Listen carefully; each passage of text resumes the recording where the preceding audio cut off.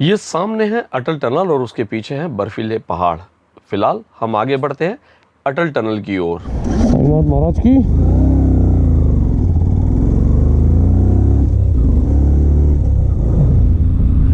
जिस्पा से मनाली का जो रास्ता है वो है करीब करीब 92 किलोमीटर और जिस्पा से अटल टनल रोहतांग ये जो है ये है करीब 62 या 60 किलोमीटर। और आगे हम जैसे बढ़ते गए तो सामने एक बोर्ड दिखाई दे रहा है जिस बोर्ड पर लिखा हुआ है कि यहाँ से मतलब इस जगह से मनाली जो है वो है 33 किलोमीटर। अटल टनल ये एक खूबसूरत सा रास्ता, ये ब्रिज। तो यहाँ पर जाने से पहले हमने जो हमारा जेरी कैन था जिसके अंदर 5 लीटर पेट्रोल भरा हुआ था, ये कोइंसिडेंस ऐसा हो गया कि सारा पेट्रोल जो है वो गाड़ी के फ्यूल टैंक में हमने डाल दिया। तो यहाँ पर जो ऑफिसर थे जिन्होंने हमें दूर से ही देख लिया और फिर देखा कि जेरी कैन खाली है तो आगे जाने का इशारा दे दिया।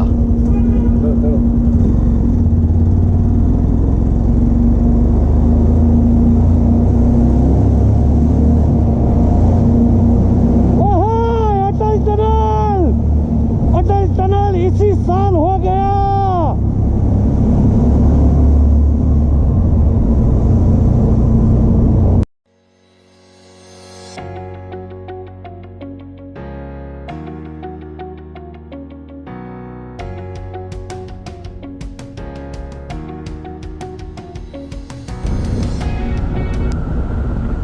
जिस अटल टनल में से हम इस वक्त बाहर निकल रहे हैं इसकी दूरी है करीब करीब 9.02 किलोमीटर।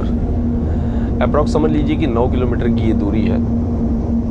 अब आप समझ सकते हो कि समय जो है वो कितना ज़्यादा सेव हो गया, आपका समय कितना ज़्यादा बचता है, पेट्रोल एनर्जी कितनी ज़्यादा सेव होती है, रास्ता बहुत आसान हो जाता है।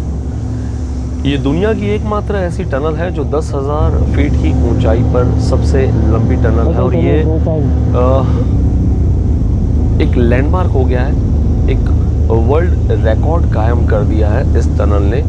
और ये सच कहूँ तो हर भारतीय को, हर हिंदुस्तानी को गर्व लेने जैसी बात है और हमें बहुत ज़्यादा गर्व भी होता है।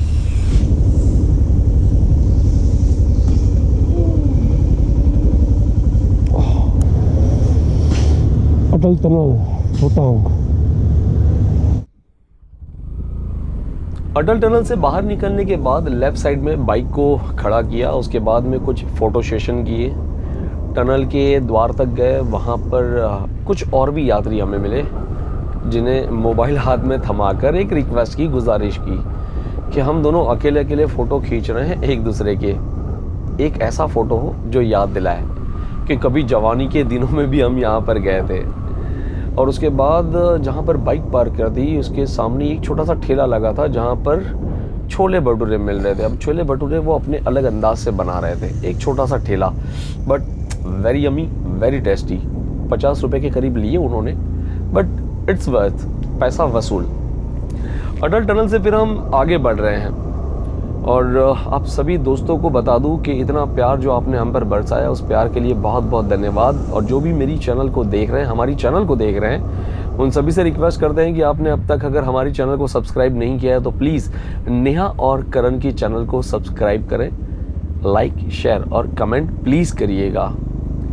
ये टेढ़े मेढ़े रास्ते, ये खूबसूरत ऊंचे ऊंचे पहाड़ और साथ में दूर से दिखती हुई एक छोटी सी नदी, प्यारी सी नदी। और हवा जो है वो बहुत ज़्यादा अच्छी थी, एटमॉस्फेयर बहुत ज़्यादा खुशनुमा था। खैर आगे की बात मैं आपको बता दूं तो ये हमारा लद्दाख राइड का, लद्दाख टूर का आखिरी एपिसोड है। इस एपिसोड के बाद हम कुछ और नया लेकर आएंगे आपके लिए, लेकिन प्लीज़ हमारे साथ जुड़े रहिएगा।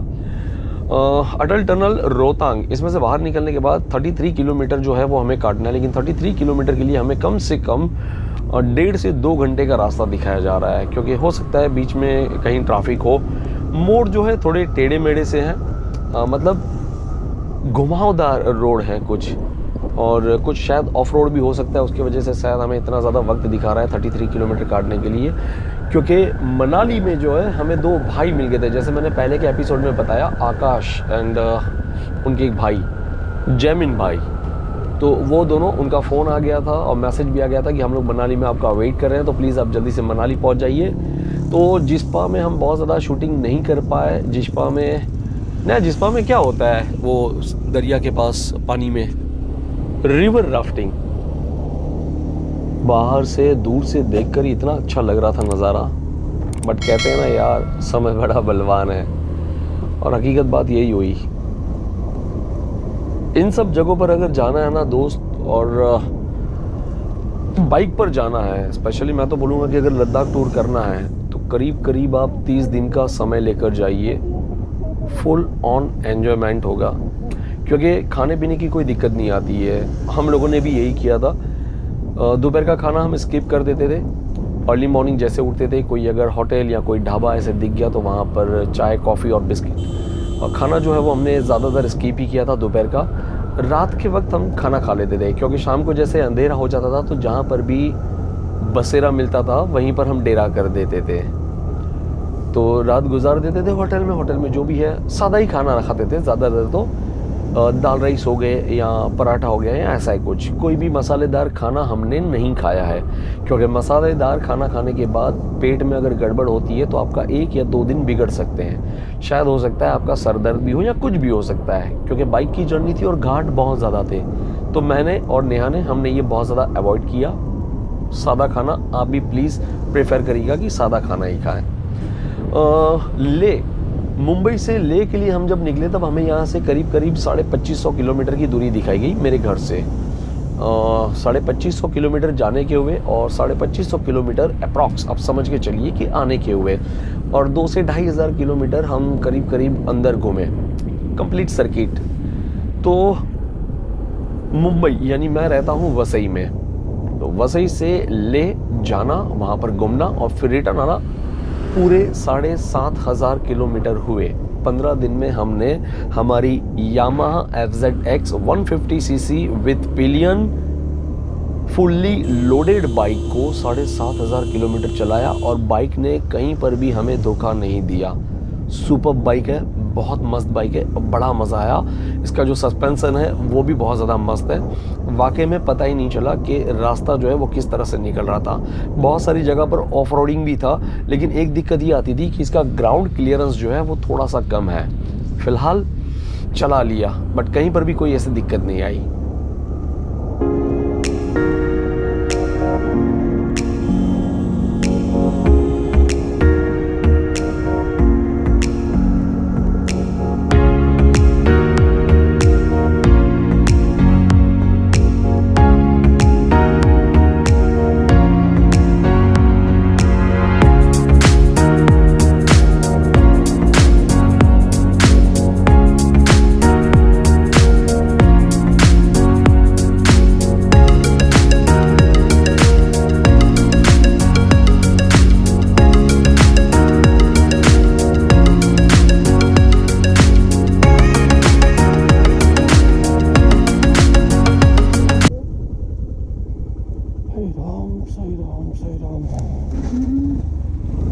यहाँ हम इसलिए रुके क्योंकि अब तक नेविगेशन में जो सैमसंग का फ़ोन था, नेटवर्क का इश्यू उसमें स्टार्ट हो गया और नेविगेट प्रॉपर तरीके से नहीं कर रहा था। इसके लिए हमने वो फ़ोन निकाला और नेहा का जो आईफोन था वो लगा दिया। अब आईफोन में दिक्कत ये हो रही थी कि उसकी बैटरी बहुत ज़्यादा जल्दी कम होते जा रही थी, रिड्यूस होते जा रही थी। तो उसके लिए फिर टैंक बैग में से वायर निकालना है, वायर निकाल के फिर उसको कनेक्ट करना है, कनेक्ट करने के बाद फिर मैप लगाना है। बहुत सारी झंझट हो गई, कम से कम 8-10 मिनट उसमें ही चले गए। फिलहाल आगे बढ़े। हम लोग वसई से निकले। वसई से हमारा प्लान था सीधा पहले पहुंचना था हमें उदयपुर। हमने एक रूट ये तय किया था कि उदयपुर जाएंगे और उदयपुर से बाद में आगे का रास्ता तय करेंगे। फिलहाल हमें उदयपुर पहुंचने में बहुत ज़्यादा देर हो गई। उदयपुर के पहले ही हम पहुंचे मोडासा। करीब 8:30 या 9 बज गए थे हमें मोडासा पहुंचने के लिए, क्योंकि हमें ट्रैफिक मिला था। एक तो वापी क्रॉस करने के बाद भरूच का जो ब्रिज है वहाँ पे थोड़ा सा ट्रैफिक मिला, उसके बाद में बड़ौदा के यहाँ पे कुछ ट्रैफिक मिल गया, जिसमें हमारा काफ़ी सारा समय गया। तो पहला हॉल्ट जो है वो हमने मोडासा में किया। मोडासा से हम सब निकले, मतलब मोडासा से समझिए कि उदयपुर करीब करीब 150 किलोमीटर है।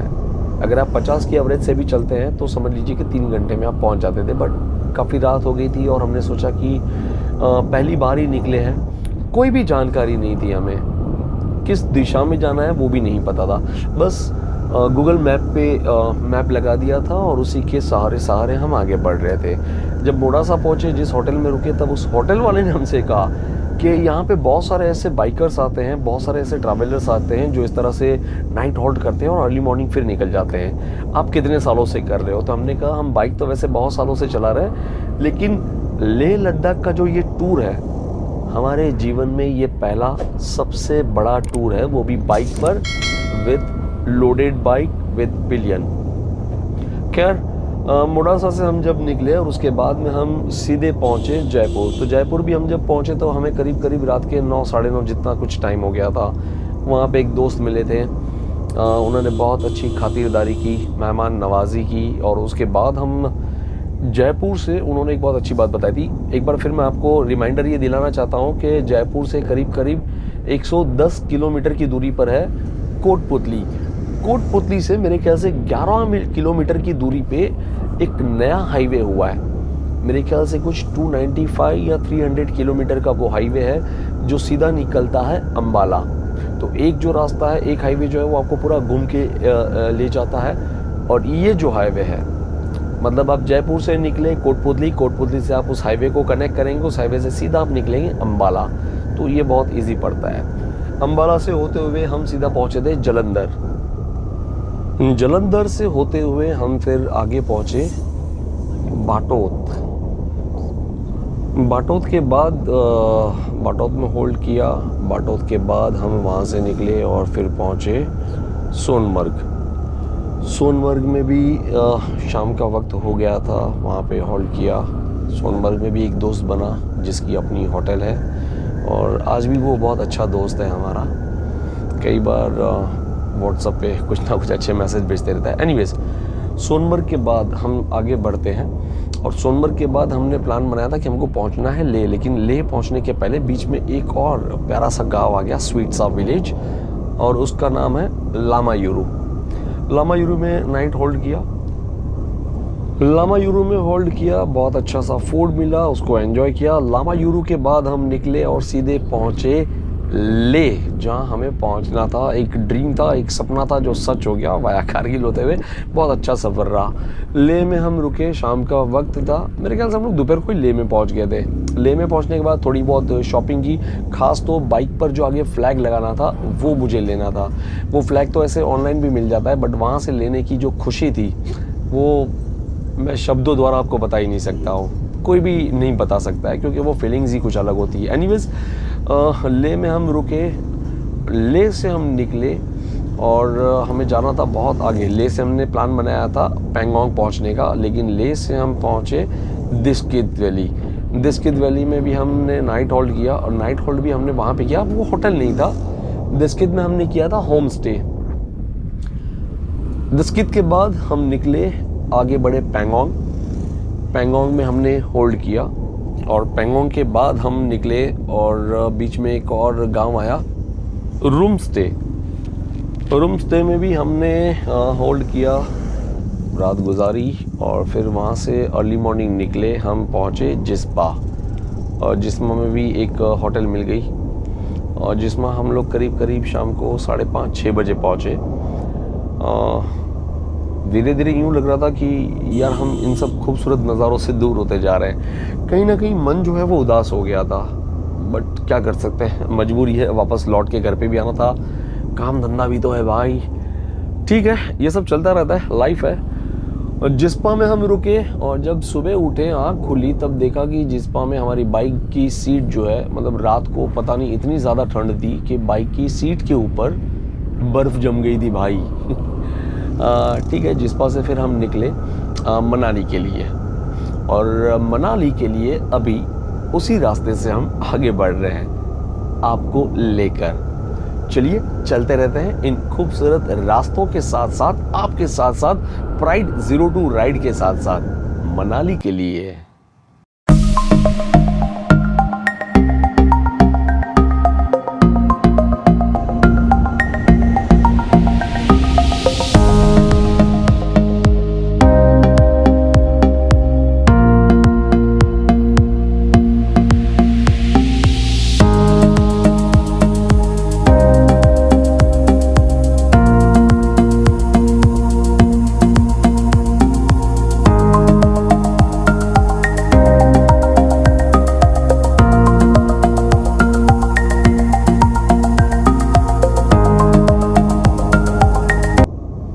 यहाँ से मनाली हमको दिख रहा मतलब बोर्ड पे दिख रहा है करीब करीब 9 किलोमीटर।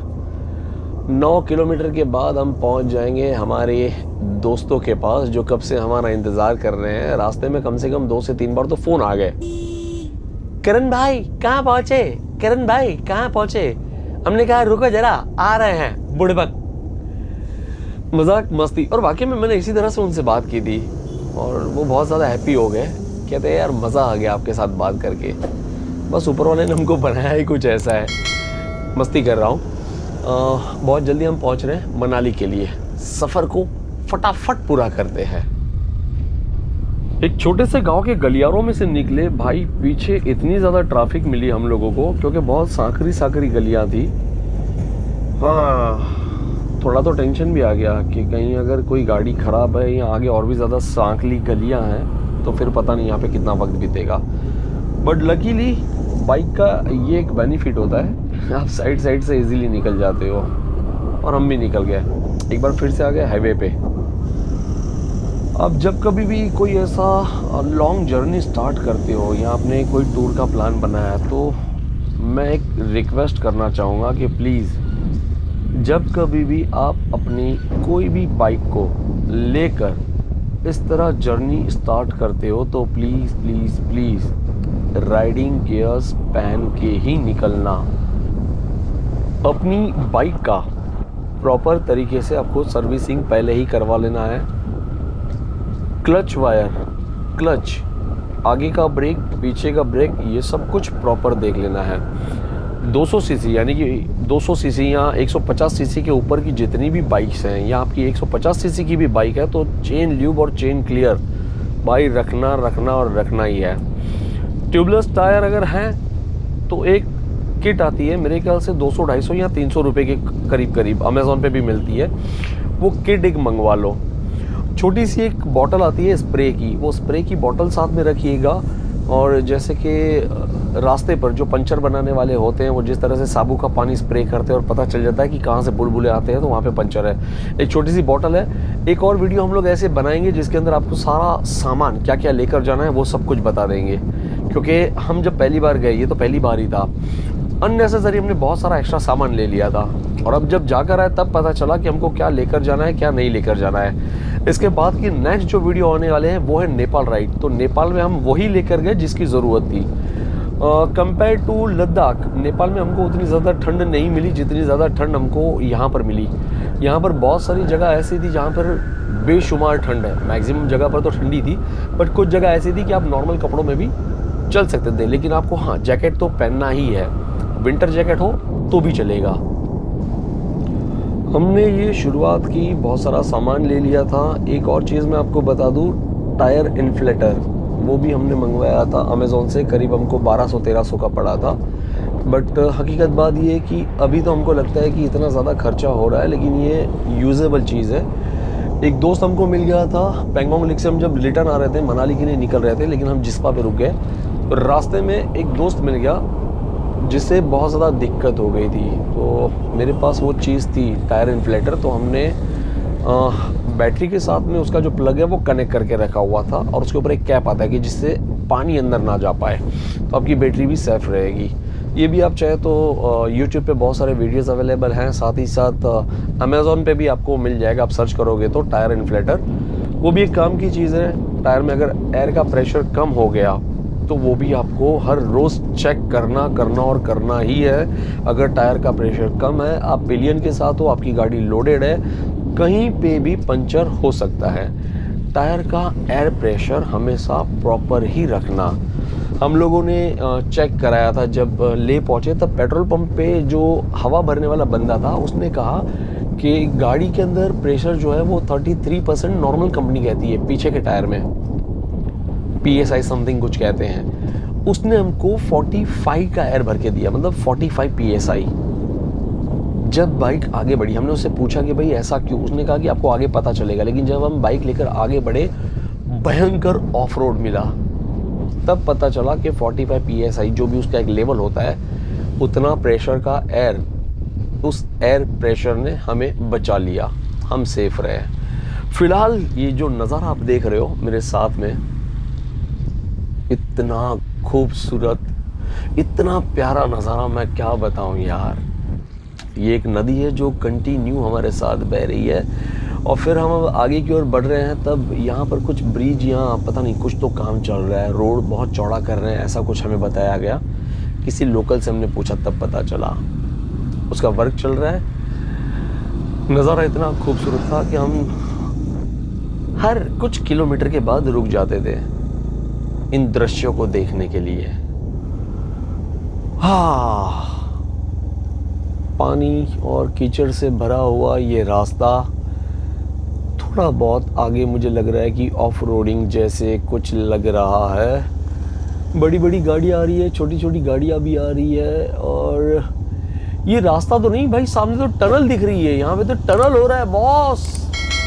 एक और टनल का निर्माण होने जा रहा है, यानी ऑलमोस्ट बहुत जल्दी से ये टनल पूरी हो जाएगी। लेकिन फिलहाल तो ये देख सकते हो कितना ज़्यादा कीचड़ है यहाँ पे, सामने से फुल ऑन ट्रैफिक है, पानी, कीचड़, और फिर एक बार वापस से ऑफ रोडिंग के साथ में धूल मिट्टी। इससे ज़्यादा धूल मिट्टी तो हमने पैंगोंग जाते वक्त देखी थी। भयंकर भयंकर ऑफ रोडिंग मिला था हमें। वाओ, सुपर व्यू, क्या मस्त लग रहा है यार, एक नंबर। लद्दाख सीरीज का ये आखिरी एपिसोड या आखिरी वीडियो। यहाँ से हम मनाली पहुँचे, मनाली के बाद हम सीधा पहुँचे मोहाली, मोहाली के बाद हम निकले उदयपुर पहुँचे, और उदयपुर से हम सीधे निकले मुंबई के लिए। उदयपुर पहुँचे उसके पहले कोटपुतली से हमें बहुत ज़्यादा बारिश मिली, और इतनी ज़्यादा बारिश थी जिसकी वजह से हमें गोप्रो को अंदर रखना पड़ा, शूटिंग प्रॉपर तरीके से नहीं कर पाए। तो घर किस तरह से पहुँचे, कहाँ पे रुके, वो कोई शूटिंग हम नहीं कर पाए, उसके लिए आप सभी दोस्तों से माफ़ी चाहते हैं। फ़िलहाल ये जो जर्नी है इसमें बहुत कुछ सीखने मिला। उम्मीद मैं ये करता हूँ, और मैं ये आपसे प्रॉमिस भी करता हूँ कि अगले जो भी वीडियो आएंगे, अगर मैं लद्दाख गया तो बहुत ज़्यादा खूबसूरती के साथ आपके सामने प्रेजेंट करने की कोशिश करेंगे। जीवन में एक बार कहीं और जाए या ना जाए, पर भाई लद्दाख ज़रूर जाना, बहुत खूबसूरत जगह है, बहुत प्यारी जगह है। फ़िलहाल आपने अगर अब तक हमारे चैनल को सब्सक्राइब नहीं किया है तो प्लीज़ नेहा और करण के चैनल को सब्सक्राइब करें, यानी कि प्राइड 02 राइड। हंसते रहिएगा, खेल खिलाते मुस्कुराते रहिएगा। ईश्वर से प्रार्थना करेंगे आप सबके जीवन में बहुत ज़्यादा खुशियाँ यूं ही बरकरार रहें, बढ़ती रहें। हम सब अपने जीवन में कहीं ना कहीं आगे बढ़ते रहते हैं। फ़िलहाल यहीं पे ये वीडियो जो है वो समाप्त करते हैं। बहुत जल्द नए वीडियो में एक बार फिर से मिलेंगे। प्राइड 02 राइड, आप सभी का बहुत बहुत धन्यवाद नेहा और करण की ओर से।